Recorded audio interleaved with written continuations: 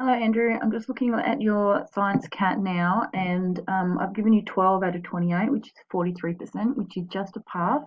And the main reason for that is that you've chosen a planet that is very hard to compare to against Earth because it's just a big ball of gas.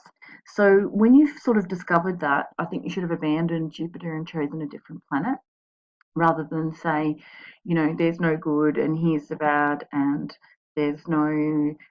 Oh, well, it's good that you actually answered that properly. But you said there's no new renewable resources.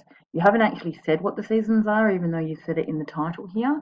But what you have done okay is a reasonable amount of factual information about Jupiter, but I would have liked to have seen more. I like this picture where Jupiter is in terms of the other planets in our solar system. But yes, look, it's you just didn't have enough to write about, so picking a different planet would have been a better idea. All right, okay, thank you.